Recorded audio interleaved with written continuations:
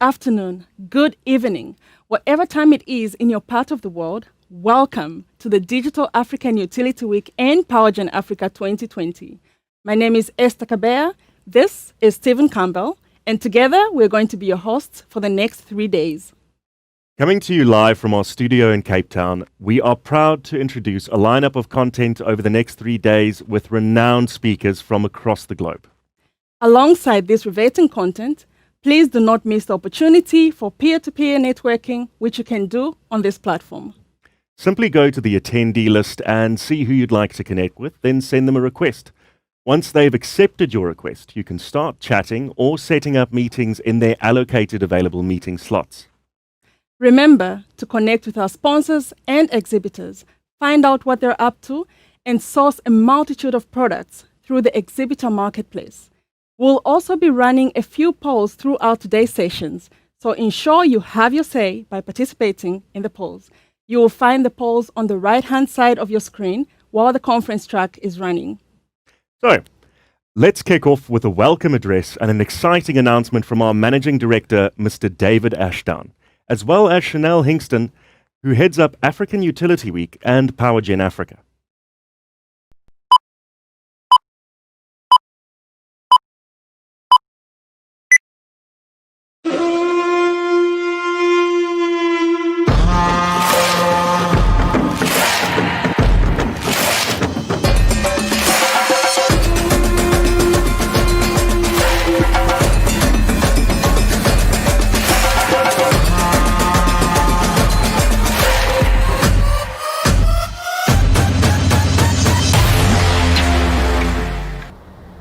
Hello, and thank you for joining us in our beautiful mother city, Cape Town.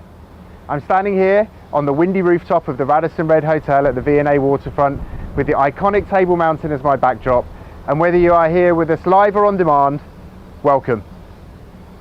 Unfortunately, due to the global pandemic, we have been unable to meet with you in person at African Utility Week and POWERGEN Africa this year. So we've been busy creating and evolving this digital platform that will serve as our meeting place whilst the pandemic affects our activities. I want to say a personal thank you to our sponsors, exhibitors and partners for embarking on this journey with us. It's the conversations that you have invested in with us that has helped us to deliver this online platform, the core of which delivers the outcomes you tell us you value the most from your live attendance, content and connections. Over these next few days, we have curated some world-class content with exceptional speakers discussing the African energy sector. We have suppliers online that can support and consult on your energy future. It is fully interactive and it is available live or on demand. Now, for those who have attended our in-person events before, you will recognise that this is about the time I attempt to facilitate a room-wide exchange of business cards. Well, this year it's going to be a little bit more challenging, but let's give it a go, and we're going to try a digital exchange right now. Importantly, it will also get you moving around the platform and encouraging the connections between you all. Whether you are with us live or on demand, let's do this 2-minute exchange together. Now, do I have your attention? All eyes on me. Above my head on the user bar, you will see the button Attendees. This will take you to a list of all attendees on the platform, and the button Sponsors and Exhibitors, which will take you to a list of suppliers to the industry. To start this process, I will ask you to click onto the button of your choice. As you click, you will see my screen minimized to the right, but don't worry, I'll get you to bring me back later. Now, search the listings. Find an attendee or an organization, click on that profile. Then in the chat box, create a new connection or start a conversation. It really is that simple. A good intro line would be, "Hi, David suggested that we connect." Once you've sent your request, go back into the listing and choose another. Do this for 3 attendees or 3 organizations, and then click back on my live video screen for me to return and take you to the next chapter of this opening session. Whilst you're busy exploring and connecting, please enjoy this outstanding Cape Town tourism video and know that we are very excited to see you here in person in May 2021.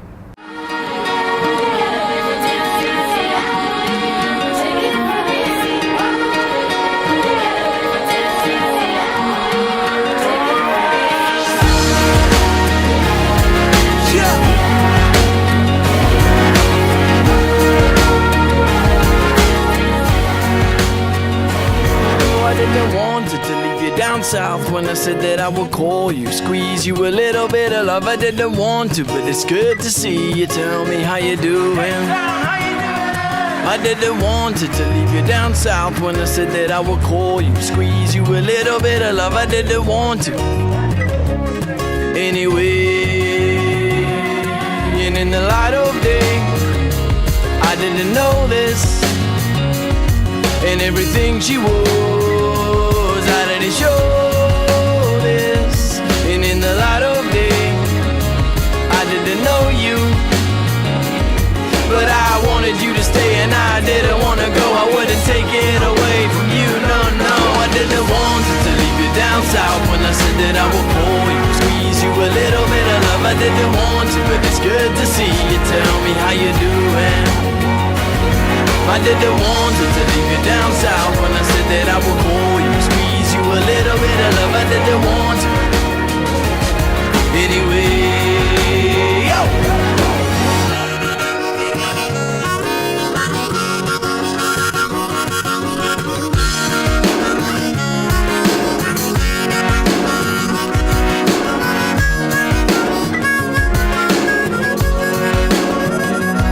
I've been lying awake up all night, all these higher stakes in disguise. I've been dying to wake up and fight. I've been low, and in the light of day with open eyes, and in the time it takes to decide that I wanted you to stay and I didn't want to go. I wouldn't take it away from you, no, no. I didn't want to leave you down south when I said that I would call you, squeeze you a little bit of love. I didn't want to.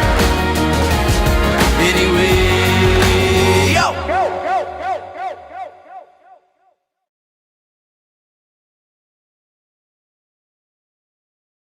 Okay, and back to me. Hey you, yes you, yeah that's you. I can see you busily connecting with everyone. More of that later. For now, all go back to me on the main screen. Just click the video image. Great, thank you, and welcome back. Successful? We really hope it was. Please use this connect function, but please use it with professional courtesy.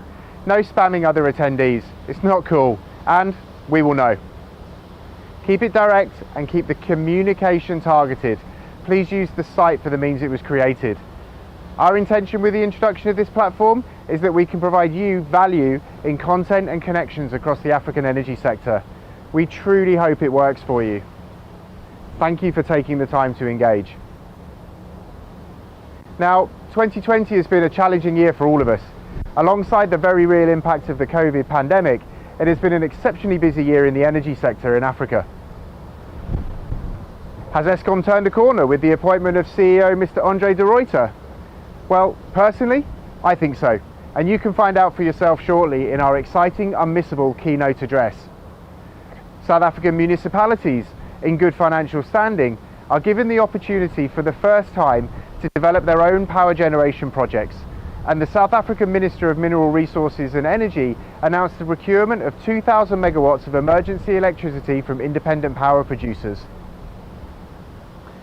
The Botswana energy regulator has, for the first time, allocated generation licenses to 3 IPPs for the construction of power plants with an 827 megawatt generation capacity. In Nigeria, President Buhari launched the construction of the 614-kilometre Ajaokuta-Kaduna-Kano gas pipeline project to harness and commercialise the nation's vast gas reserves as an enabler for rapid economic development and diversification of the economy.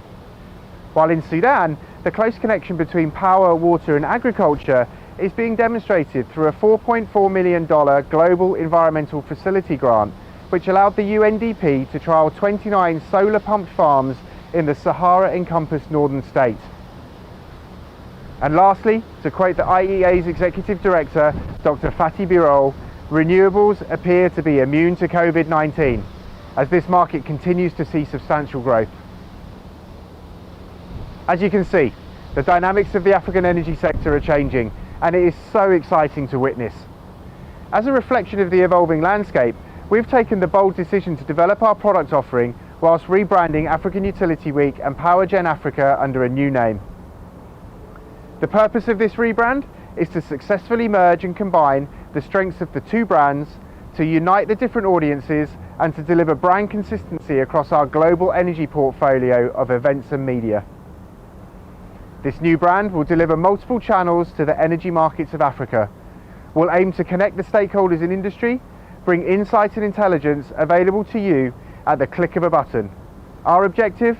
To become your guide to Africa's energy transition.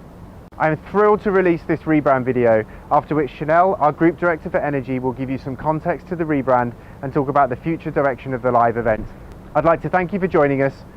Please engage in the sessions over the next 3 days, whether live or on demand, and please take the time to connect with other attendees and meet with the industry suppliers. This digital platform is really only as good as your activity.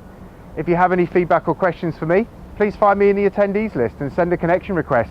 It really is that simple. I'll be really happy to hear from you, and I'm always happy to engage. So thank you for joining us. What if our need for energy didn't cost us the earth?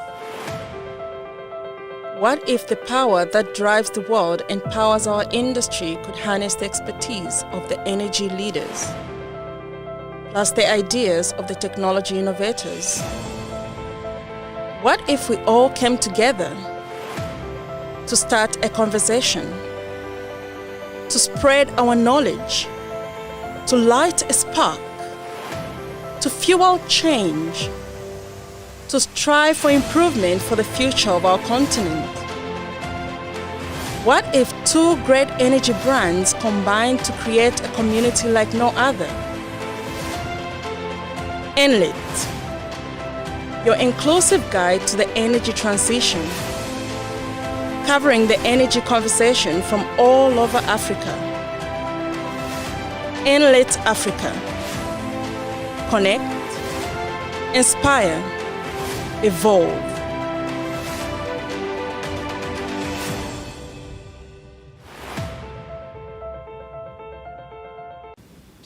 Thank you, David, and hello to all of you that have joined us today. We are coming into our 21st edition of this project, and it's been an incredible journey to get to this point. In partnership with our sister media brand ESI Africa, we started as a single metering track conference and have evolved into the brand that we are today, Enlit Africa, your inclusive guide to the energy transition. We have learnt a great deal, seen amazing developments, and overcome many challenges along the way. We have taken companies, including many of you, to the furthest parts of Africa, and we have met annually in Cape Town. This rebrand allows us to evolve our project for the 21st century, enabling both digital and in-person communication, content, and connections. Our new brand will be your guide to Africa's energy transition. We are inclusive and bring together the whole spectrum of the power and energy market, from finance and investment to generation to end use, from established players to innovators and fresh startups. We are the place to learn, share project best practice, source products, and gain knowledge on innovation. We start conversations that spark new ideas, which bring about solutions and change. We are the platform that allows you, the industry, to connect, inspire, and evolve. So what will Enlit Africa look like in 2021? Enlit Africa will continue to be Africa's premier meeting place for the entire power, energy, and water value chain. We are an energy event unlike any other, because we're more than just an energy event. We are a community that for 365 days a year will gather and engage through a blended live and digital platform to meet and inspire others via content and connection.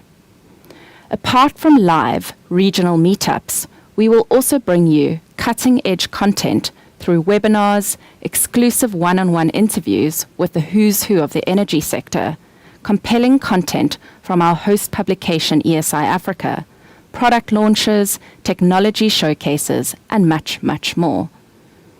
Enlit Africa will be the home of the Utility CEO Forum, Municipal Leaders Forum, Future Energy Series, Women in Energy, and Initiate. Something that we're really excited about and have been working on closely with many of you is a platform that you are joining us on today.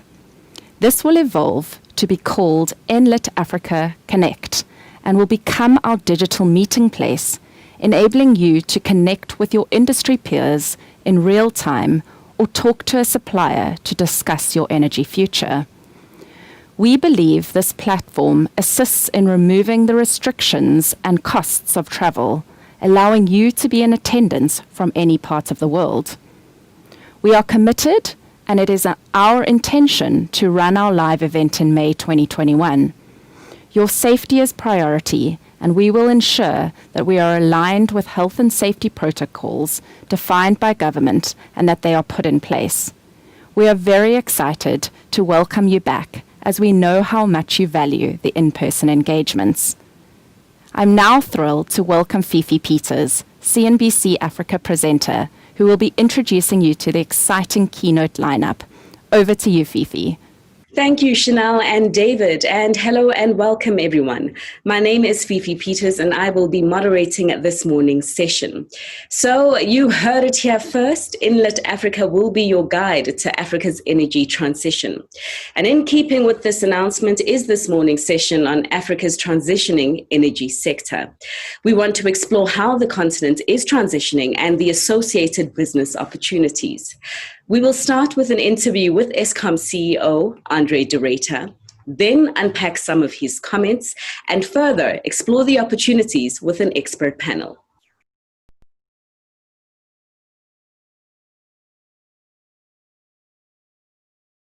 And for our keynote address this year, we do have the Group Chief Executive Officer of Eskom, Mr. Andre de Ruyter. Andre, thank you so much for joining us this year.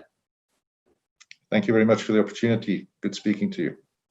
Get into the subject matter of reform then, because it has been about a year since the roadmap to reform Eskom and the broader electricity supply industry here in South Africa was released. I do imagine that you were brought in to action some of those plans. What has been the progress so far in terms of what you've been able to achieve? So very soon after I joined, I established 3 separate divisions. We took the generation, transmission, and distribution businesses and turned them into separate businesses. So we've already made the transition from a vertically integrated monolithic utility to one where there is far greater granularity and line of sight in terms of profitability, accountability for cost and operational stability than there was before. Now, of course, this was a first step. What we now want to do is to transition to legal separation.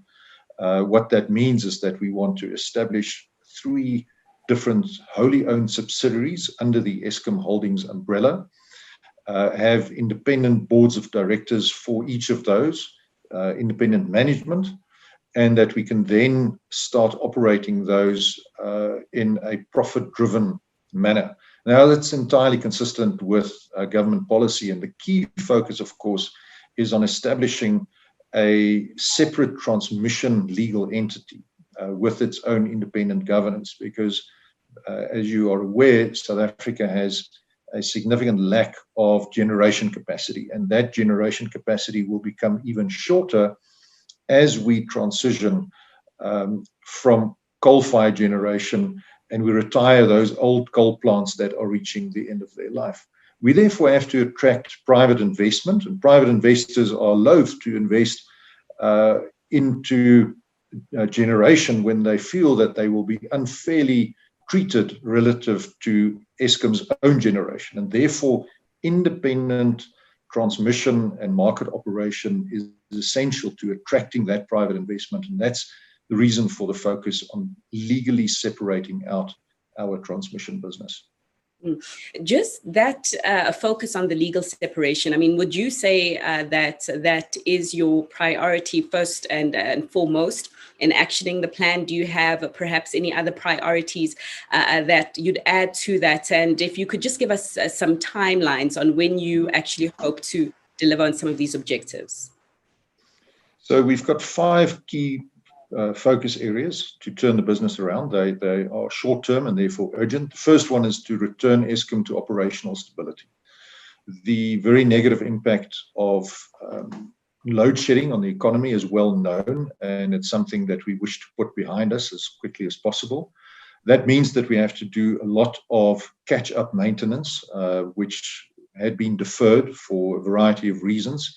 And we are now in the process of doing exactly that. So by April of next year, we should see a step change in the reliability of our generation system. And then by September of 2021, we should see the risk of load shedding substantially reduced, not entirely eliminated, because of course we have the legacy of these old plants, but substantially reduced. And we believe that that will be a very important milestone for us to achieve. Secondly, we have to address our income statement. So we need to continue pressurizing our regulator for cost-reflective tariffs. We are of the view that it's inappropriate for the taxpayer to subsidize the electricity user. We subscribe to the user pays principle, and therefore the tariffs have to be reflective of our reasonable costs. So we're not asking for a subsidy for our own inefficiencies, but only reasonable benchmark costs. We need to get our own costs under control. We're already reducing headcount. We've already, over the past 10 months, said goodbye to some 2,000 employees. So we are making some progress. There's more to come. And that's, of course, without resorting to forced retrenchments. We're also looking at our coal costs, at really every lever that we can pull to improve our very poor income statement. But ultimately, what we then want to do is we want to reduce our interest burden.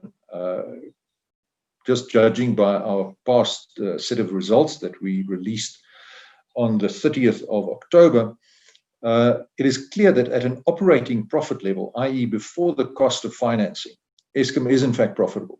But when you attribute to Eskom the 31.2 billion rand in net finance cost, we are plunged into a net loss-making position of 20.5 billion rand. So the difference is the debt, and it's this unsustainable debt burden which leads us to our third priority, which is addressing the balance sheet. This is where some structural adjustments are required, and the Eskom Compact recently signed at NEDLAC should have some positive news flow emanating from it, we hope within the next 2 months or so. The fourth priority is the restructuring. We will have completed the full functional separation of our 3 divisions by March of next year. And then we will have legal separation, provided we get all of those regulatory approvals that I referred to earlier, which are so time-consuming to obtain in due course, that we will be able to have legal separation of transmission by the end of December of 2021. And that will then, I think, be a very important milestone to attracting additional private investment into generation. And the fifth element, also very importantly, is to address the legacy of capture and corruption and turning around the morale of our people. You can imagine that morale is low, people are feeling quite despondent. We have taken a decision not to give any increases to management this year. Also, in order to contain our costs, there will be no bonuses. So in that environment, making sure that our staff are engaged, they're motivated, they're committed is a difficult task, but we are fortunate in that we are blessed with some very capable and competent people that work for Eskom. So there's a good platform to build on the cultural restructuring as well. So those are the 5 priorities. All right, so just sticking with those 5 priorities a little while longer, you did mention the hope of attracting private investors along that journey, and you highlighted one potential stumbling block being perhaps the slow regulatory process in actioning some of these goals that you're trying to achieve. But what other challenges or headwinds do you expect to face along the way, be it from the political fray or perhaps even from labor via a potential resistance from your trade unions? I think moving away from a model that's been around for 97 years, which is how long Eskom has been in existence, to something that is different, is always regarded as potentially threatening by a variety of stakeholders. Obviously, as we make the energy transition in particular and decarbonize our generation fleet and increasingly move to renewable energy, you can imagine that that provokes alarm amongst the ranks of communities and workers who've invested generations in coal as a commodity, whether it's mining or whether working in a coal-fired power station. And we therefore have to address those very legitimate concerns as we make the transition. And for that reason, we have established a Just Energy Transition Office, which seeks to navigate this quite rapid adjustment to the revolution that is taking place in the electricity industry globally as renewable energy becomes incredibly competitive in a way that ensures that we don't jeopardize the livelihoods and the economic certainties that people currently have that are operating in the coal environment. We're the first business in South Africa to do that, so we're quite proud of that we are leading the pack. It's quite ironic that Eskom is leading the charge on an energy transition to lower or no carbon forms of generation, but we believe that that's our job and we should forge ahead with that very important imperative. What were your initial thoughts upon hearing the Minister Gwede Mantashe, speak about Section 34 of the ministerial determinations? Of course, we have heard the President Ramaphosa, also reiterate this in talking about the importance of procuring additional power up to 12,000 megawatts or so for our recovery from COVID-19. But what were your initial thoughts from hearing the Minister's pronouncements? So we were delighted. We welcome this addition. The country needs additional generation capacity, and I think maybe in another first for Eskom, we said it's a great first step, but Minister, we need more. We need more generation capacity. We need more investments, and we have, I think, restructured and rekindled, if you will, our relationship with the IPP office, which of course is the entity that is charged with procuring electricity from independent power producers. And there's a lot of alignment now between ourselves that this is a matter of national importance, that we should add additional capacity to the grid, and that we should do so sooner rather than later and in significant numbers. So we welcome the 11.8 gigawatts of additional electricity, but we challenge the minister to give us some more. It's gigawatts there. Thanks for the correction. But giving you more there, Andre, what does that ultimately mean, and how does that impact Eskom's long-term strategy? So this is a good question, and it's a big challenge. As we wind down our coal-fired generation, of course, the revenue that we earn from selling our own electricity into the grid is slowly reducing, and we now need to address that. So we have identified this as a challenge, and we are therefore looking at different models for generation in order for us to participate in this new build. And one of the opportunities that we've identified is to repurpose some of our old coal-fired power stations as ideal locations for either new renewable energy, gas generation, electricity storage, and we are now developing those proposals and will soon be approaching the market, having done already a first request for expressions of interest. We will now approach the market with firm proposals in this regard. Just more on repurposing some of your coal power plants, because another key facet of our recovery plan, I think recovery plans all over the world, is they need to be plans that are green orientated. The risk of climate change is real. So you spoke about repurposing the plants. Does repurposing perhaps also mean, decommissioning existing coal power plants? Could you just distinguish the two here for us? Correct. So those old power stations have reached the end of their lives, and they are small. Some of those units are really no longer economical, and they require excessive maintenance, which make them extremely expensive to operate. So that creates an opportunity for us to change the way in which those assets are utilized. They will no longer be utilized as coal-fired generation, but because we have the transformers, transmission networks, and so forth in all of our power stations already existing, there's a good opportunity for us to leverage off that existing infrastructure. And that is a huge advantage. For example, there's a benchmark study in the US. The Tennessee Valley Authority repurposed a coal-fired power station to natural gas. And the estimated capital cost saving of such a repurposing to gas compared to a new greenfields gas-fired power station was between 30 and 35%, which is a hugely attractive proposition. So instead of having very expensive old assets that we need to rehabilitate at great expense, we can now turn these liabilities into assets that can have a second life and make a contribution to our continued financial viability.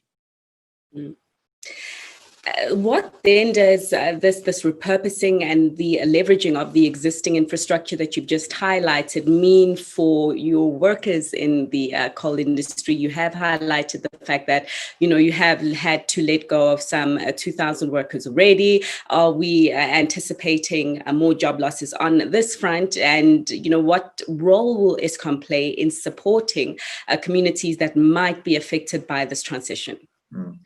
That is a key concern that we do need to address. I think the fears of those communities are very legitimate, and we cannot just disregard them. We have to address them head on and proactively.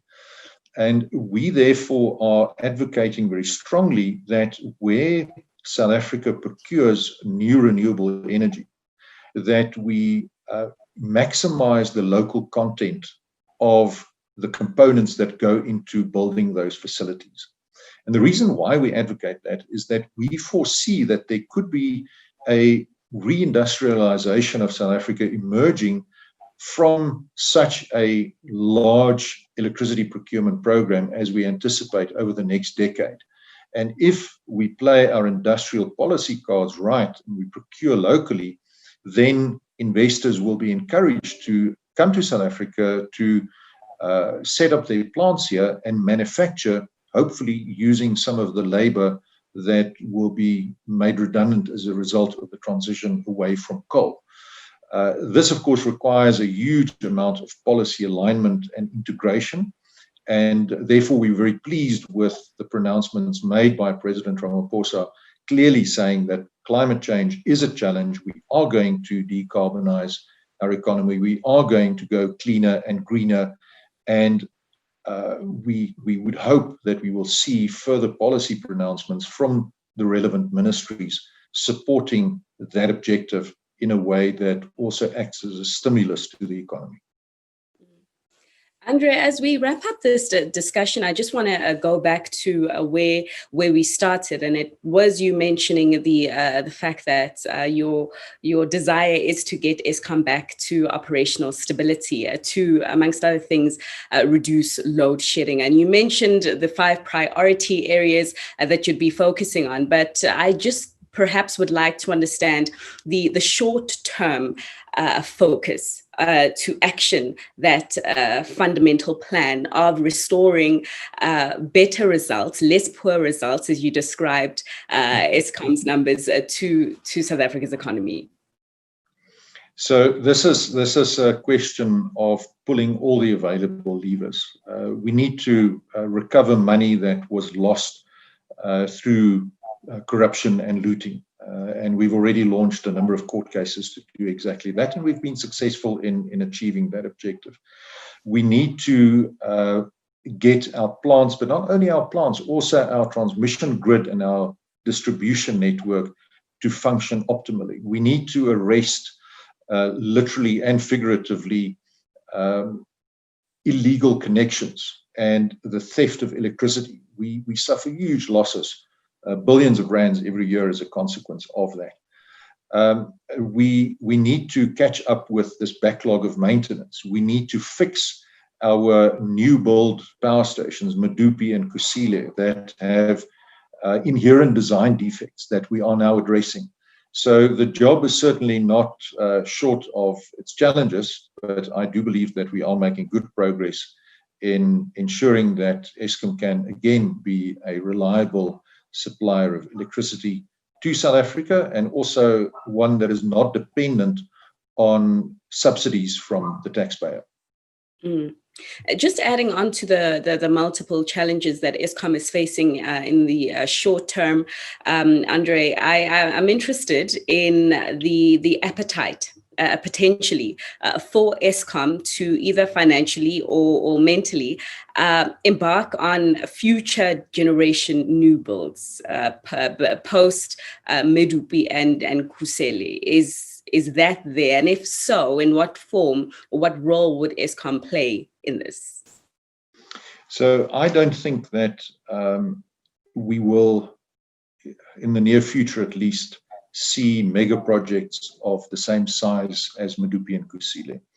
I believe the age of the large centralized generation system is by and large done and dusted. And this is as a result of the competitiveness of renewable energy, but also as a result of the fact that it is becoming increasingly difficult to obtain any form of financing for building coal-fired generation, never mind insurance, because the insurance companies, of course, are exposed to the impacts of climate change, and therefore they are addressing the source of their concerns. So our appetite is to participate, possibly by contributing some of our plants that we are retiring as equity in kind to public-private partnerships. That is an innovative model that we are prepared to study and consider. But for the moment, we see our key role not as building new large projects, but rather as facilitating and enabling private investment in generation capacity in order to address the electricity shortfall in South Africa.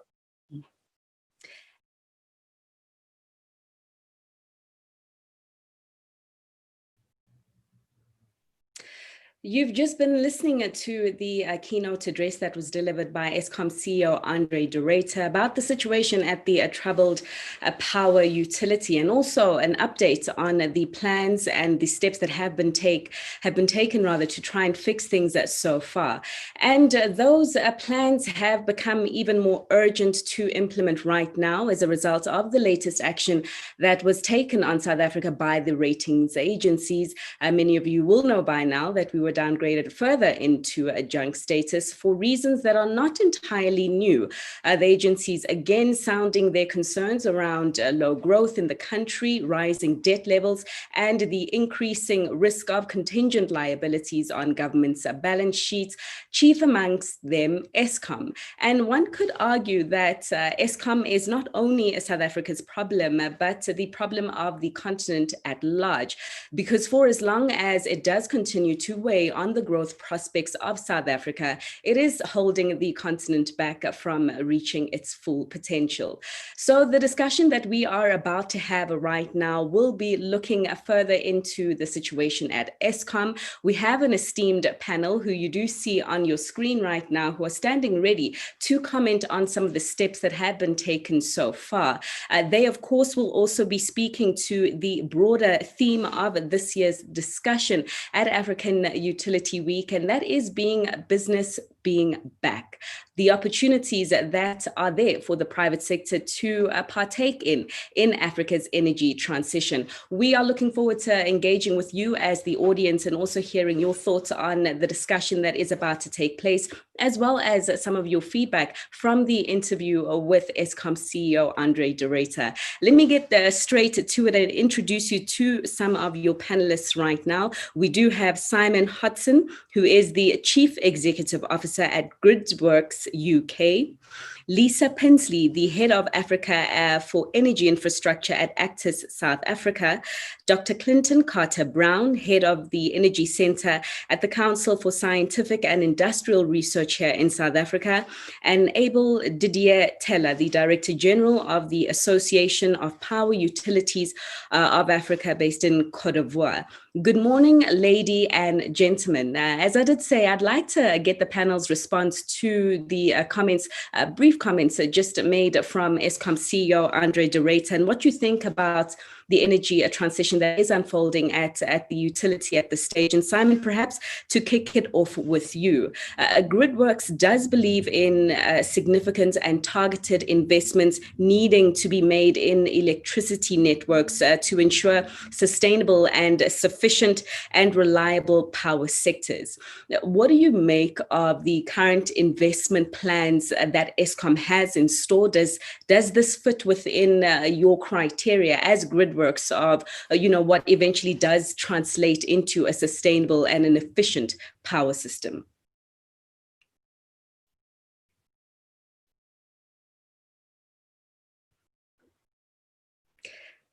Simon, could I just ask you to unmute?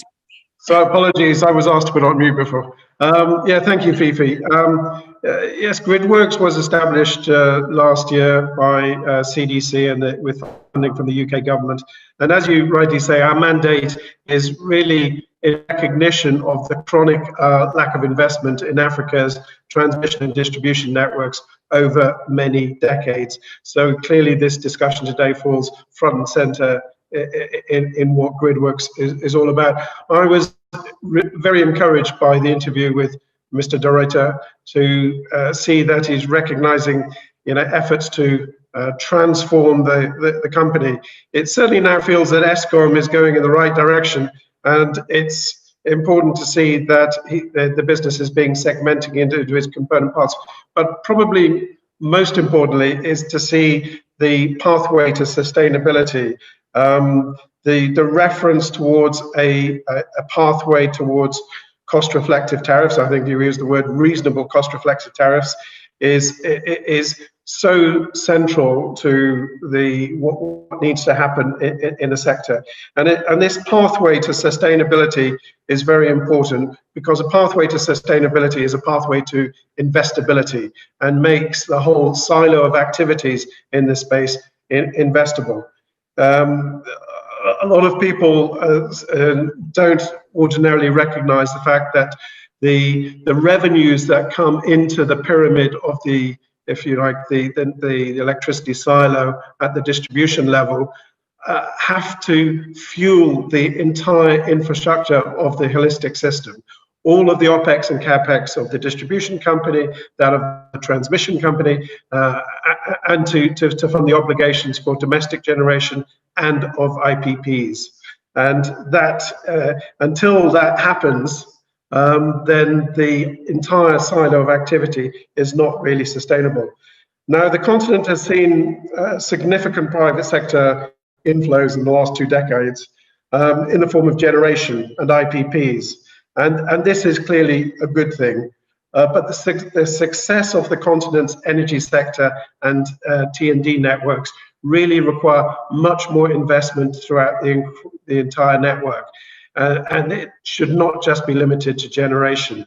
There are very few limited examples of this. Umeme in Uganda 15, 16 years ago is one such example. It's often talked about. But we need to see more examples of these transitions towards sustainability and investability. So in short, private sector funding for generation is positive, but we need to see more capital flows into the entire sector to make the entire sector sustainable.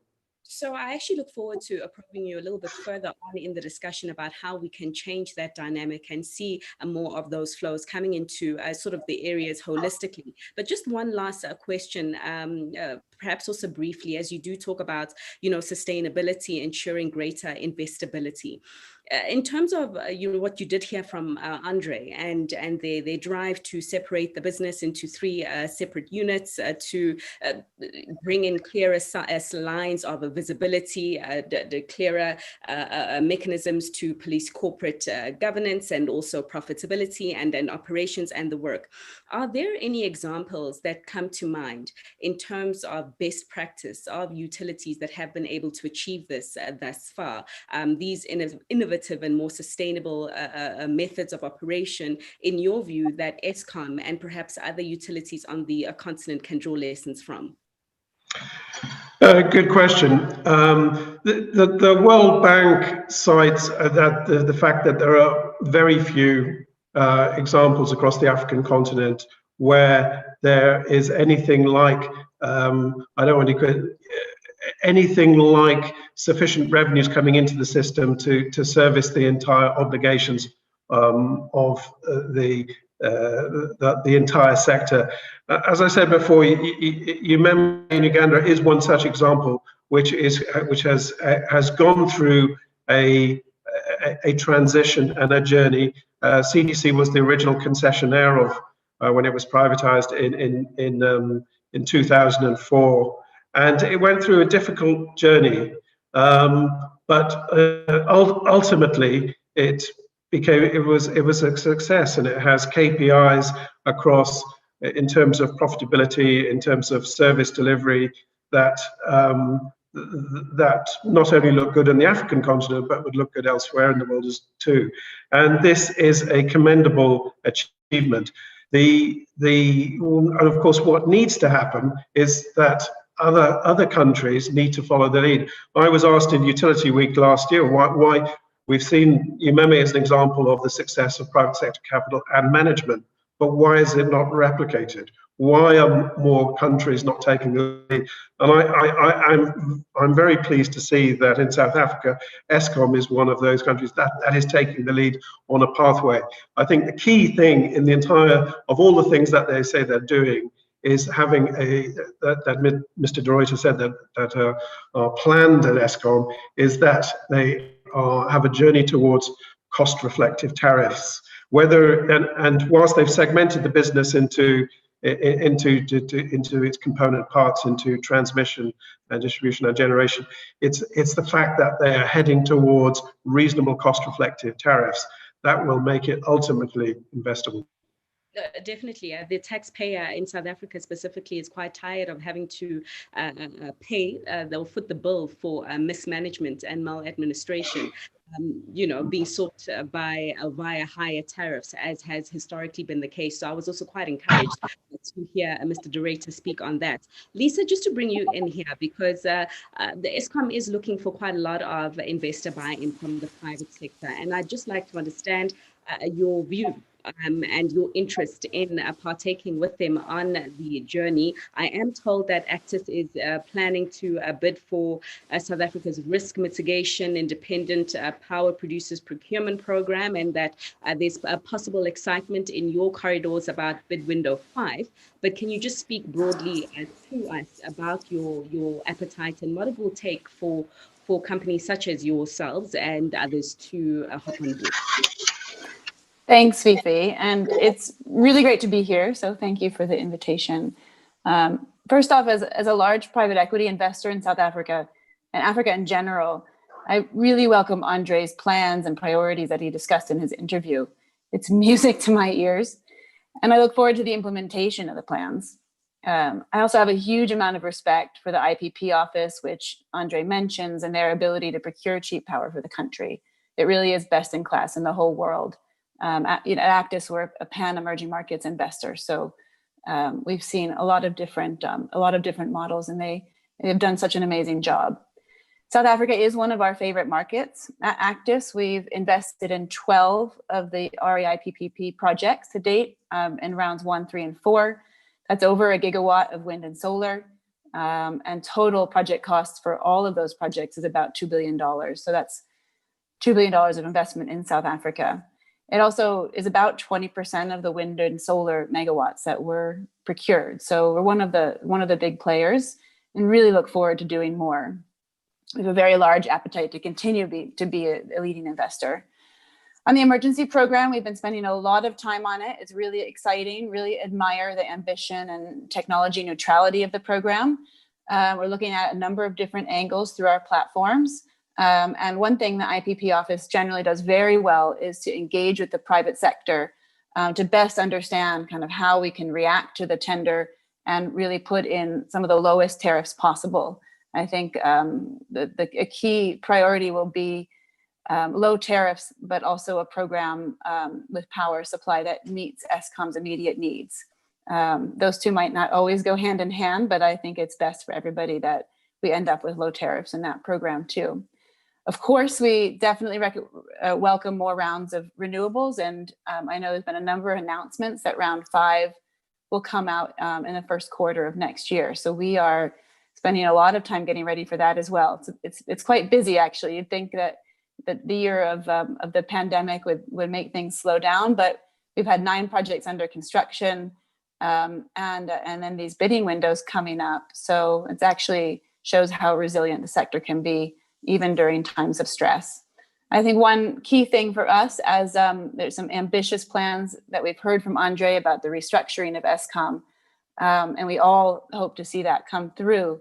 But in order to ground the procurements, we need government to continue to play a significant role in the sector.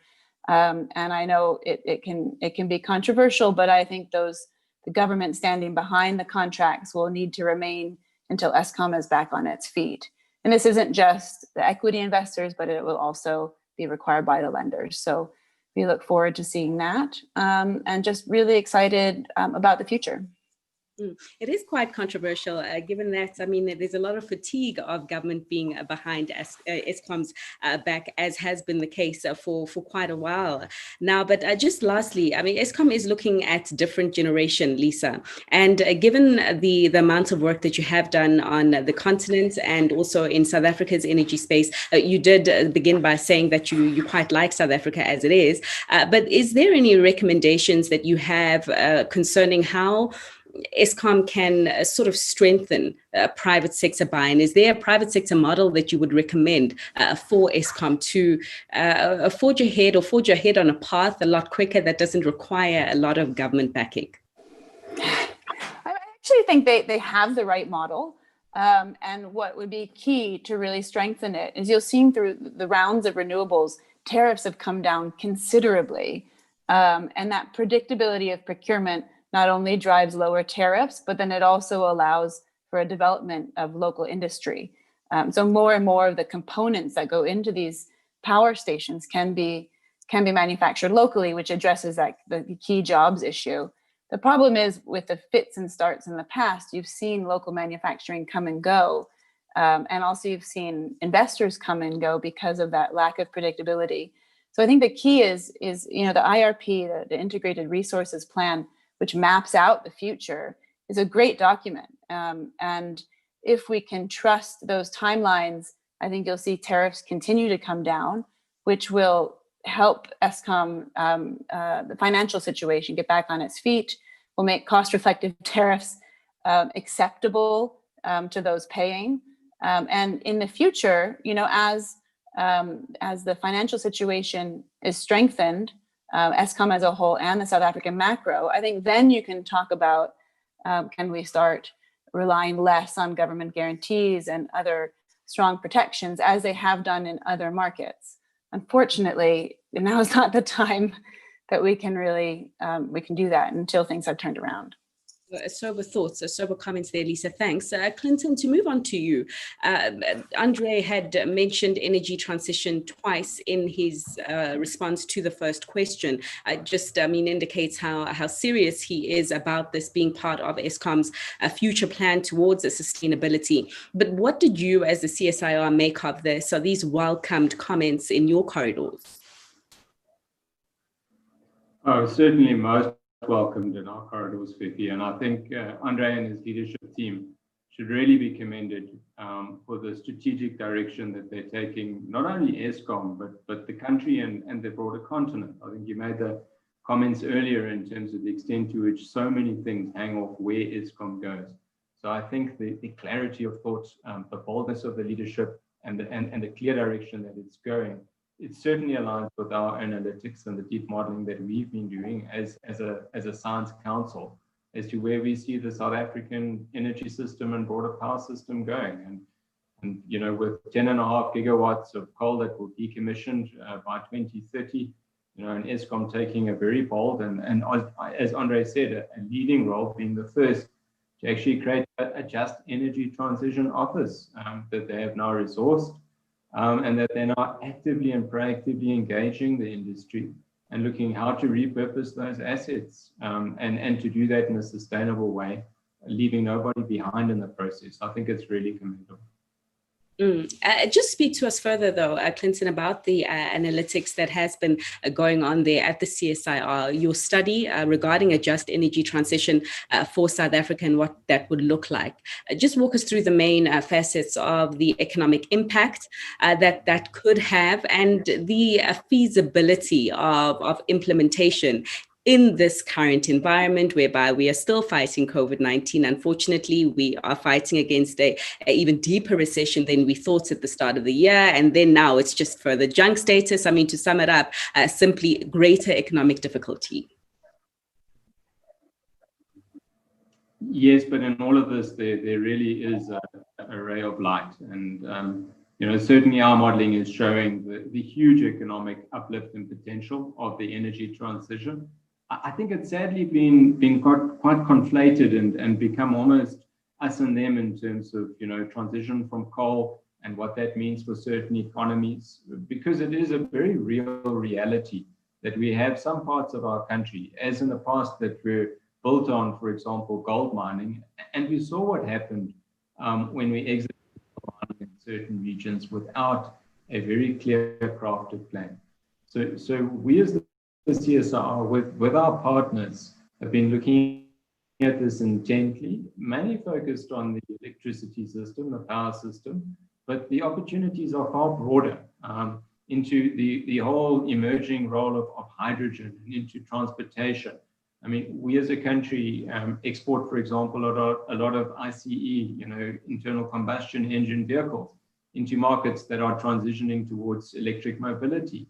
So our analysis is showing not only the role for increasing amounts or large amounts of renewable-based electricity that will curb the cost increases going forward, but also, Fifi, the huge job creation. And just by way of example, while there will be job reductions in I think we all know that the market for the product is declining, the techno-economics have changed. We do, however, see that by 2030, at least 35,000 net new jobs being created in, for example, PV, wind, energy storage, gas, new emerging industries, and industries that will not only have longevity in South Africa, but into the rest of the African continent. So a lot of job creation potential in a post-COVID environment, but it requires a lot of integrated, coordinated planning across all spheres of government. I think those are the key messages of our work. Okay, Clinton, let's leave it there for now, because I imagine we'll unpack the issue of jobs in a little bit more detail later on. Abel, just to bring you in also briefly on the opening remarks that were given by our keynote address speaker this year, being Andre de Ruyter. And I just want to read a quote in which was summed up according to the words that came out from your mouth. So you have said that African governments must avoid entering a new round of power sector reforms. That there is rather a need to reinforce the social service capability of the utility, and that with good governance, mobilization of domestic private funds and also bond issuances are key to save the sector finance.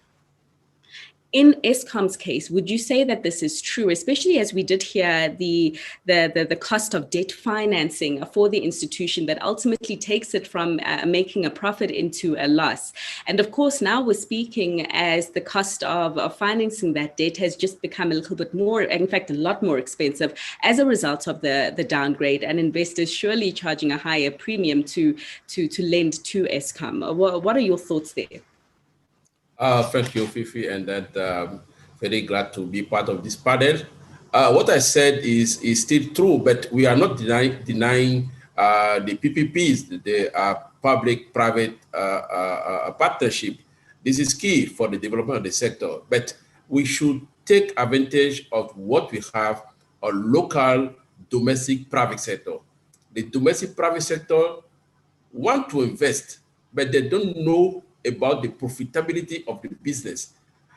Energy sector, electricity, power sector is not only power shortage and a problem to the customer, is a good profitable business when governance and transparency are key to rule the sector. So we should not, APOA conducted the first assessment of the reform in 2008. 2009, we issued the best practices in reform, who had been displayed and circulated by the African Union Commission because it was key. All those Uganda, Namibia case, all the cases in Kenya, investment in generation had been displayed in this study. Last year, we revisited the study to find out that what Andre said, it had been clearly recommended in this study to separate business. Andre is going the good way to save Eskom from what happened. Separate business, invest in generation and clean generation, attract more investment, but based on the participation of local private sector. So the other business, Eskom is on the good track to bring the utility on its position of leading utility in Africa. Right. They lost this position, but they should recover. And what is the 5 key points of focus that he assumed in the interview is the good way to go. So we are very proud because he's one of our board member, and what he's doing there has to be an example for other utility who has the same problem. So I think that things can change with this part of management of the utility. Okay, so it does sound like you are quite confident, as you have said, in the work that Andre is doing, and he has been doing in the past 11 months, as we have seen quite a reshuffle and a restructure of the management there at that company. You also seem to be in agreement with his focus areas, which we will unpack in just a moment further. But I just have one last brief question for you, just regarding what the insights that your organization does have to utilities in Africa. Have other public organizations managed to successfully change the culture which has contributed to the organization not performing to its best, in your view? And perhaps can you share insights on how they successfully managed to change that culture at such a large scale? The changes of culture have been initiated and boosted by APOA.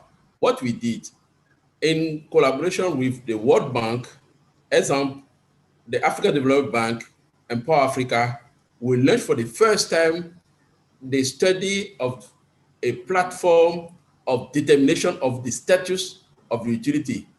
We run the study on 77 utilities in Africa, and we went from the KPIs in generation, transmission, distribution, commercialization, but also governance and transparency. And this will share with the ministers So now we cannot talk about utility without talking about governance. What is the regulatory index in the country? What the regulator is doing? Is the regulator independent, really independent or not? If we don't solve this problem, all the funding agency in Africa will be together to say no good governance, no more funding. And this will be the way to save the sector.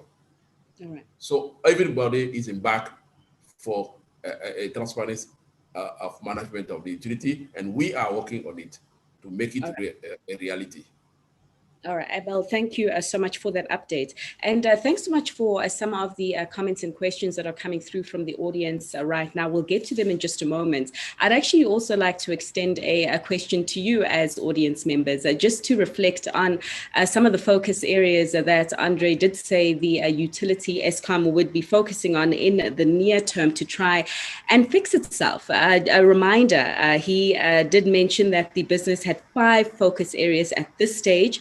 Number 1 being the returning Eskom to operational stability, addressing the income statement, addressing the balance sheet, restructuring of full functional separation of the 3 divisions, and addressing the legacy of capture and corruption. You will see that we have a poll that we are running. Really interested in your thoughts on what you think the most pressing area that Eskom should be focusing on at this stage is and should be.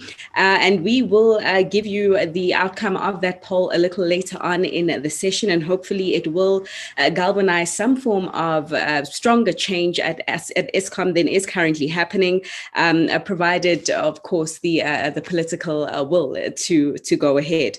But nonetheless, I'd like to also at the stage take the discussion from Eskom and just look at Africa's energy transition and our energy sector at large, and discuss the running theme for the 2020 Africa Utility Week, of course, being the associated opportunities for business to partake in this transition. Clinton, Lisa, before we get to the questions, just one question on the energy transition. Clinton, I have for you, if you can just begin us, in terms of the impact of COVID-19, what would you say has the impact been on the energy sector? Because we have seen in sectors elsewhere all around the world that big CapEx projects have been shelved as a result of the pandemic. Of course, we're having this conversation now when we have had a third drug company announce that its vaccine candidate is it's almost all systems go, and we are expecting more and more drug companies to announce positive results on their vaccine candidates. So how has COVID-19 impacted the energy sector, and are you seeing light at the end of the tunnel now as a result of all this news around a vaccine? And that's to Clinton. Yeah, thanks, Fifi. I think it's given us all a lot of time to reflect and to reconsider what is possible and sometimes what the bold leadership entails to move the needle. And I think we saw that with COVID. The extent to which we have implemented new ways of working, decisions were made, tough decisions were made, and they were made quickly. And I think we're starting to see some of that boldness and some of that understanding and the leadership to then make the bold decisions that are required, because some of them are not easy to make, and some of them do require some shorter term sacrifices. So I think we're seeing that. Of course, COVID has resulted in quite a substantial reduction in the total electricity and energy consumption globally. We've seen the largest decline in CO2 emissions globally in the last century because of COVID. So I think there are some positives, but of course we all need and we need the economy to rebound. And I think that's where we will then start to see some further bold leadership to say, well, we're not going to continue to do things as we were. It's a new environment. Hopefully with those vaccines, we will all be able to return. The sector in itself will ever quite be the same. I think we've all seen what is possible when decisions are made quickly and where leadership engages on those decisions. All right. From a private sector point of view, Lisa, the appetite right now to invest further in the continent's energy sector. I do understand that your private equity firm does have exposure in a number of power plants or power projects rather on the continent as it is, and that you are eyeing potential further opportunities in East and West Africa. So just speak to us again, the impact of the pandemic, but also within this environment now, what does make an attractive investment for actors? Sure, thanks, Fifi. So that's right, we are Pan-Africa focused, so we have a lot of investments in South Africa, but we currently have plants either operating or in construction across Kenya, Nigeria, Cameroon, Senegal, and Egypt. And we're actively looking at projects in other countries as well. I think, we did see a slump in demand, of course, around the continent and the world because of the lockdowns, but the resilience and the bounce back from demand slump was quite quick. So for example, Kenya has been back since about September to its pre-corona demand levels. I think on all of our construction projects, we saw temporary disruptions because of borders closing or in South Africa, the level 5 lockdown. But, given the contractual structures, there are shocks that are built into those contracts to protect, there are minor things here or there, but really the economics are protected for the long term. And we all work together with our counterparties to make sure that these continue, because you need power for hospitals and police stations and schools. It might drop a bit in demand, but it is always there. I think we saw a bit of slowdown on business development at first, but it really, as I was saying before, with the RMIPP program in South Africa, round 5 coming up, I don't think it's diminished the utilities' appetite for further power across the continent. So we are continuing to be focused on it. We're in the middle of raising a new fund and have the same strategy as before in terms of generation and distribution opportunities. I think our investment thesis hasn't changed either, and what we look for are really, in addition to sort of general macro fundamentals of a country, but low tariffs. It's just so incredibly important in order to grow economies in a sustainable way. And there's no better protection for your long-term contracts than having low tariffs and being low in that merit order. The second would be strong contractual frameworks. So, we're a private equity fund and we're investing the pensions of teachers and firemen and workers around the world who are counting on us to pay, for part of their retirement. And so we need to be able to manage those investments.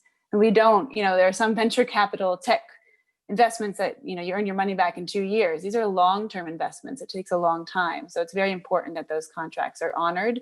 And so we look for the markets where they have a history of honoring contracts. That's the second. And finally, again, I mentioned it before, but that predictability of procurement. So it takes a lot to set up in a country. You can talk about the continent, but every country is its own market, its own government, counterparties, ways of doing business. And to really set up and invest in a country takes a lot of time and effort. And we prioritize those countries where we think we can do multiple investments.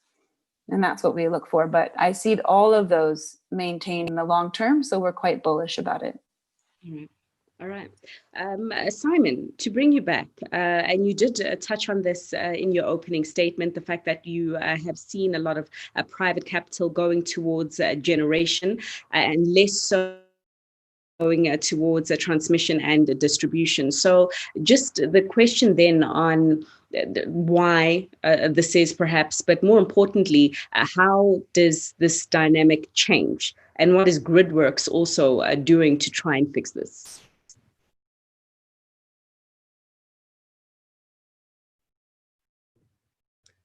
Simon, I think you're muted again. Somebody keeps muting me, sorry for that. Yes, I touched on it before, but I'll expand on it a little bit more. GridWorks, we're not a private equity player. We're owned by a DFI. So we have a different perspective. When we see the sector through a much more holistic lens than a pure private equity player.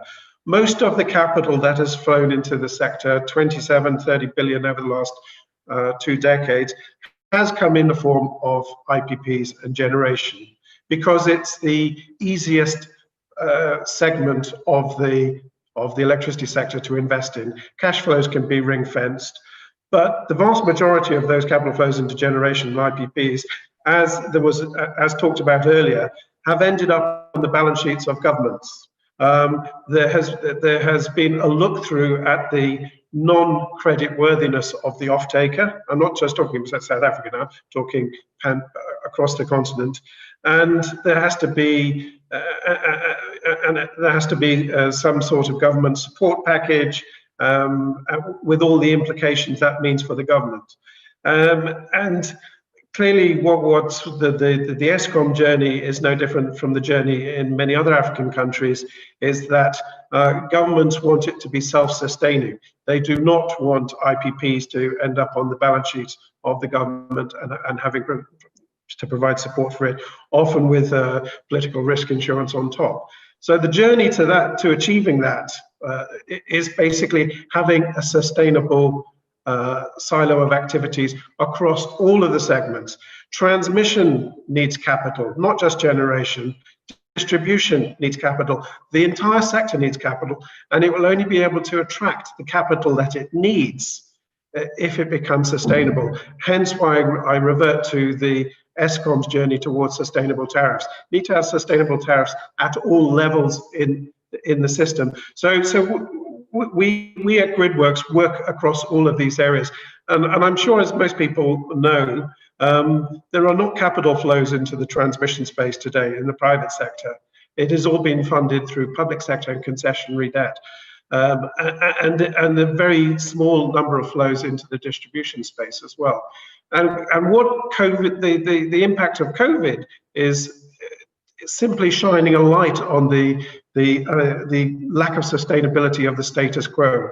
It is not sustainable for governments across the continent to keep funding the needs of distribution, of transmission, and of generation, and of putting the obligations of two IPPs on the balance sheets of the government. It's not sustainable. And shrinking economies and the availability of concessional funds to governments, which are perhaps being redirected towards health and education as priorities, is just creating a tightening of this tipping point. So I think the African continent is heading in the right direction. Arguably, what has happened with COVID is simply shining a light on the need to transition more and transition quicker and transition with more determination.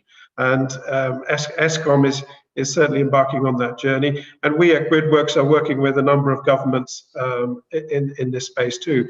But yeah, so I can see I'm sort of taking more of my allotted space, but yeah. Thank you. No, that is fine. That is fine. You are keeping us informed. So thanks for that, Simon. Abel, just one last question to you for this round, and it is concerning the organization APUA and exactly why it was created for. I mean, one of the reasons was to promote development and integration of the African power systems, and to do this through interconnection. And I'd like to understand if now, more than ever, there is a bigger role for the private sector to play in the development of the interconnectedness of our networks, in your view. Thank you, Fifi. Since the creation, we focus first on the building capacity. Building capacity for the sector is bridging the gap of skill to develop the sector. So, from the creation in 1970, we have had a High College of Engineers from 1978 to 2000, where we trained more than 250 high-level engineers. But nowadays, when we reposition the association in 2012, we launched in 2016 the African Network of Centers of Excellence in Electricity, where we focus on building capacity for preparing the human resources, because in the sector, the problem are not only equipment. The problem are also human resource, skilled people to run the facility. And now on the program of 10,000 people, we reach 7,500 people trained. And now we are preparing the second step of the project. But in our position, we are the example of PPP because within APOA, we have public utility, purely private utility, and combined status utility. So private, and we have also affiliate member. The affiliate member are all the company working to support the industry. So we are attracting, working with the private sector to show how they could invest, support, and make business. Because the marketplace, tomorrow power's marketplace is Africa. But we need to organize. We need to have a framework to attract this investment.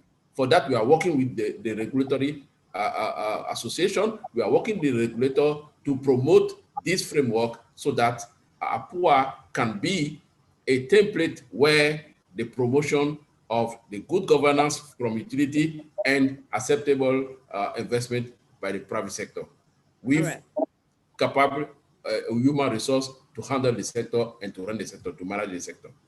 All right. Okay. And understood, loud and clear. I'd like to get into some closing remarks now, just also on reflecting from the audience and some of the inputs that they have sent through via the chat box. We thank you for them. And just if I look at the very first question that has come up of interest, it's do you consider a focus change to distribution generation as beneficial to the distribution networks? Clinton, would you like to take that one? Yeah, sure, Phoebe. And I think it's a key issue that we've touched on in terms of creating the market. In terms of the distribution industry is going to fundamentally change because the new technologies and the direction in which the energy system is going is such that a lot of it can be installed and embedded in clients, in the C&I market, in the residential market, in the industrial market. But that's going to require the consistent unbundling of transmission, distribution, and generation. And the distribution business is going to have to reinvest itself. It's no longer going to be in the market of making margin and selling energy. It's going to be providing access to its grid, and the way that it manages that, the way that it recovers its tariffs, the way that it actually recovers all of those costs from its customers is going to be absolutely key. So I think there's going to be a lot of change, a lot of opportunity, but with that it comes a lot of structural reform in the distribution industry. All right. Just looking at the clock, I'm surprised by how quickly the time has gone, and we have got about 8 minutes or so to get through the last remaining questions. So I will ask the panel just to be a bit brief in their response. There's another question that has come through about the thinking of the panel on the retrofit of coal plants to natural gas. Lisa, would you like to take that one? Yeah, sure. Thanks, Fifi. And I noted Andre's comments on that in his interview, and I really welcome them. So I believe that gas will be an important fuel for power in the medium term. And I do think there'll be a big transition from coal to gas in South Africa. But this does require some careful planning on gas procurement. I think some of that will come through the RMI PPP, but would also like to see a broader gas to power program that the IPP office had planned and is in the IRP. I'd like to see that come to fruition because I think there are some domestic gas reserves, and there's also a great opportunity to import LNG into South Africa. And some of those retiring coal plants are on existing pipeline lines or near them. And so I think it's a great idea to use those spaces to repower them as gas. And transmission is there. We can reskill the people to operate those plants. So So it makes a lot of sense.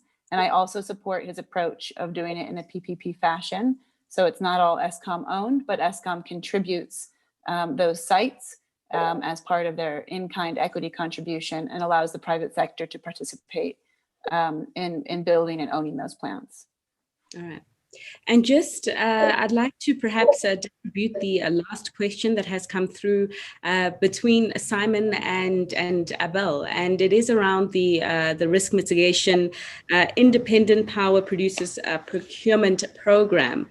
There is a comment that has been made that while it is intended to reduce a power generation gap, the procurement process driven by regulatory requirements has been slow. Does the panel have an idea on how we can solve this, or rather expedite this process to first power? Simon, Abel? Okay. Go ahead, Abel. I'll come second. No problem. Finally, Okay. Your mute button is off. Okay, quickly, the IPP's procurement power purchase agreement are more or less all take or pay. So the risk is low in terms of investment and recovery. What Simon said that the generation IPP are burdened on the budget of the government. That is true. So they are the government who are guarantee all those payments. We need to change to sit and discuss with the IPPs to find the best way to set this power purchase agreement so that the risk will be shared. And now we should also use all the risk mitigation institutions that we have in the continent, working with ADB, FSLF, and then all those instruments to make the sector confident for investors. I think Simon should have something. I think you've answered the IPP question. I think, Fifi, if you don't mind, I'll go back one question and talk about the off-grid space or the distributed space. Because most of this today we've talked about if you like, the main grid. The Africa is one of those continents with 680 million people without access, but also many businesses today don't have adequate power, even if they are grid connected. So one of the things you see across the continent today is a proliferation in growth in captive and CNI growth. And the reason why is that businesses generally across the continent are not being well served by the utilities today, and they cannot wait 5, 10, 15, 20 years for it to be fixed. Businesses have to address the here and now, and that's generally what they're doing, and that's why we see the growth in captive and CNI across the continent. Just look at what's happening in Nigeria, where there is more arguably off-grid than on-grid, and the key is to address both. You need to address the sustainability and the investability and fix, if you like, the state-owned utility and having a pathway to sustainability and investability. But the off-grid space cannot wait. It needs capital too. They need adequate and reliable, affordable power too. And you see this also in the development now in the last 5 to 10 years of mini grids. And whilst many of the models are not yet necessarily investable to a large scale, there is a direction of travel in the mini grid space too. And I think whether we're talking about mini grids or captive or CNI, this is a space that is going to develop very significantly in the coming years ahead in Africa, and it needs to be grasped and controlled and optimized to actually meet the needs across the continent. Understood. Simon, thank you there for those closing remarks. And I think that what has stood out for me throughout this discussion is a point that you have emphasized around sustainability and how that will attract greater investability into the sector and by virtue, greater growth and hopefully greater jobs for the people. But I'd like to refer you all back to the poll that we did mention at the middle of the discussion, and we do have some of the results there, and it is quite interesting. Of course, the question that was asked is of Eskom's 5 key areas, which were the most pressing, and an overwhelming majority have said the first area, returning Eskom to operational stability, is of crucial importance right now. In fact, 65% of you voted for that. Coming in second was restructuring or the unbundling of Eskom into the 3 separate divisions, and behind that, at 12%, was addressing the legacy of capture and corruption and the balance sheet after that. And the last was the income statement. But I suppose one can argue that, the operational stability element, addressing that kind of goes a long way in fixing all the other issues. But I'd like to thank my panelists. I'd like to thank Eskom, and I'd like to thank the audience for their time and for the engagement, which we are out of time at the session. But of course, the Utility Week is not far from over, and there's a whole lot in store for you for the rest of the session, which I'd also like to bring your attention to. There's a media briefing that will be coming up today. There's a fireside chat with Lucy Electric also on the outlook of the shift to digital. There'll also be a talk with Lesedi on localizing power infrastructure projects within South Africa's IRP.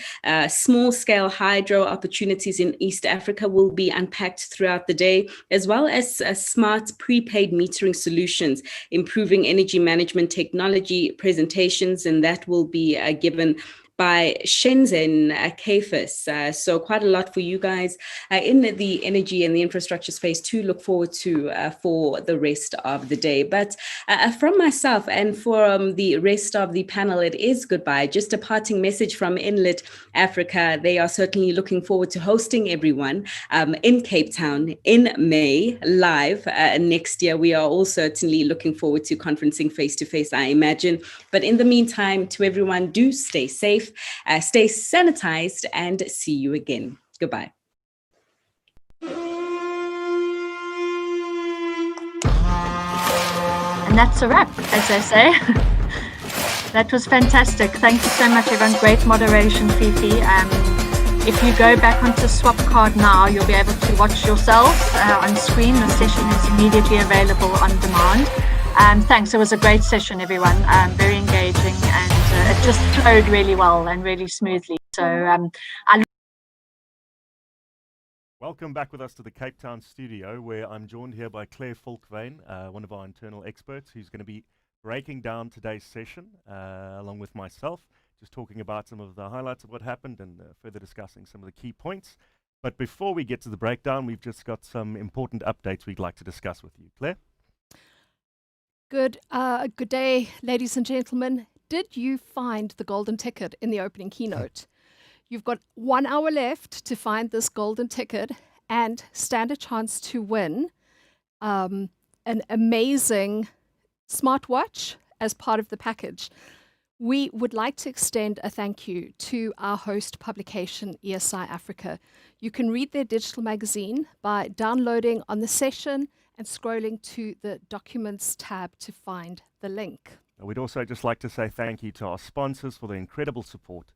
You'll find them under the Sponsors and Exhibitors tab at the top of your page, as David explained, and our sessions are all recorded, so you can watch them anytime, anywhere in the Watch Again tab. Right, so what do we have planned for the rest of the day? Well, we've got some really exciting things coming up at 12:30 South African time. We've got a fireside chat with Lucy Electric, which is looking at the shift to digital. And then at 1 o'clock local time, we have a discussion around localized power infrastructure projects with South Africa's IRP 2019. And that is brought to you by Lesedi Nuclear Services. Sounds very interesting. And at 2 o'clock South African Standard Time, we've got the POWERGEN Africa program which is going to be talking about small-scale hydro opportunities in East Africa. And then we're going to wrap up the day at about 3:30 South African Standard Time with a smart prepaid metering solutions, improving energy management, which is sponsored by Shenzhen Kaifa Technology. If you've missed our golden competition during the keynote, don't worry. We've still got a ton of time left now until the end of our event. So before we head on, shall we get down to the break on? Absolutely, absolutely. And what a keynote session it was. Yeah, definitely. I had a couple of moments where I was sitting there and I just had a wow. I heard. So what were some of your key highlights today, Claire? I think the thing that for me has perhaps come out of the keynote more than anything else is the fact that Andre de Ruyter is acknowledging that Eskom has been around for 90 plus years, but that it is time to move into the future. Yeah. And about time. Yes. and he's doing that by utilizing a couple of the 4Ds, which are so important as part of the energy transition at the moment, namely decentralization, decarbonization, but he's also looking at our very traditional sector and the very traditional South African makeup of Eskom, and thinking about new business cases, thinking about how we take this amazing utility and bring it into the future. So I think as well one of the things that I really do like him is that he seems to be a very straight talker. Yeah, thoughtful as well. Yes. Very thoughtful as well. Yes. So I also like the fact that Eskom have acknowledged that the transition is going to be difficult for multiple communities and elements of the sector, and that this is something that they're already planning to work with, to mitigate, to reskill. I liked the conversation around localization, which is always important. And then, of course, the conversation around tariffs, which is one that anybody in South Africa can completely appreciate, because I think I read somewhere yesterday that our tariffs have increased, and please don't quote me on this because I'm probably wrong, but I think they've increased something like 500%, which of course is just crazy.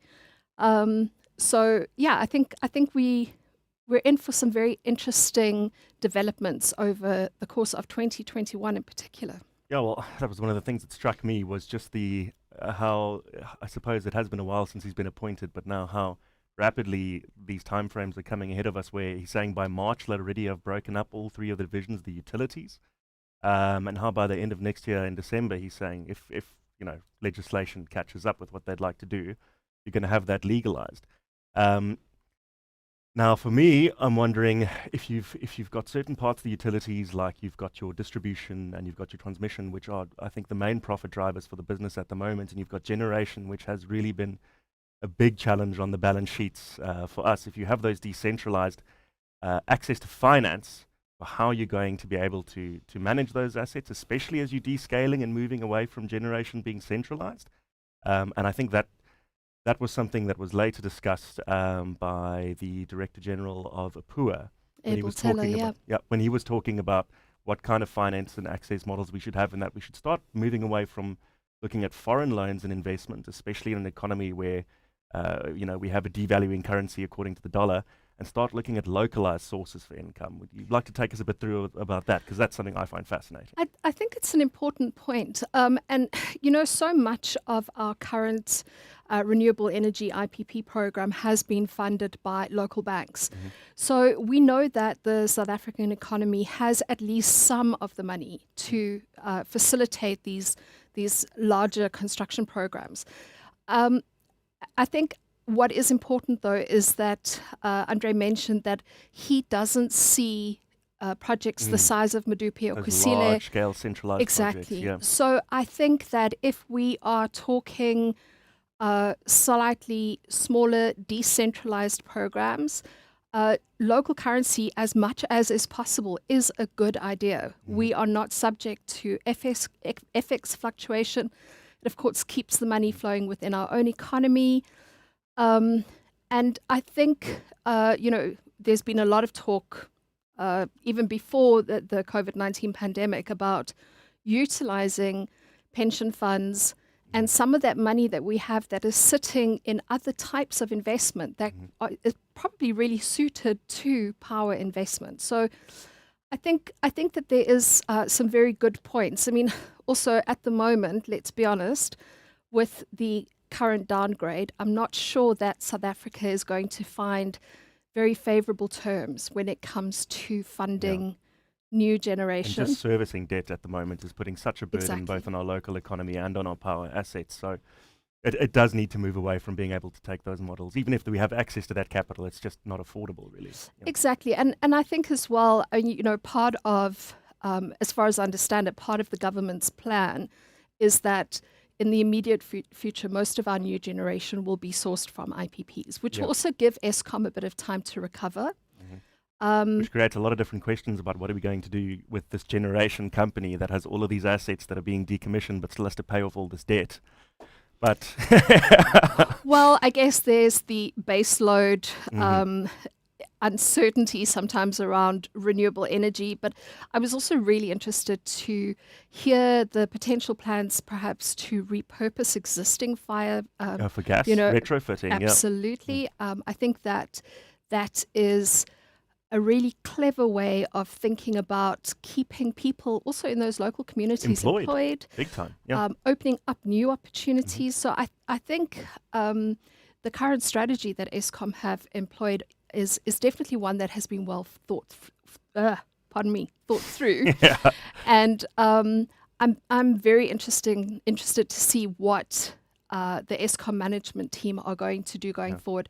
I think that Andre has come in and he certainly hasn't wasted any time for sure in putting plans into action. Yeah, and especially with his history at Nampak, he has a lot of experience trying to make a company leaner and get rid of debts and try and get us back to a position of liquidity. Yeah. So I suppose only time will tell. We have a lot of interesting things, a lot of interesting plans. We'll have to see if that comes to fruition and how it comes. Yeah. Absolutely. And I think also if you have been having a look at the polls which were online during the keynote session, you will see that the last time I looked, it was more than 50% of the people feel that getting Eskom into an operationally secure position is one of the most important priorities. Yeah, it was about 70% of the answers, for sure. So even above all the other things. So I think if they can get that going, everything else will slowly start falling into place. So I guess there is room for optimism. Fantastic.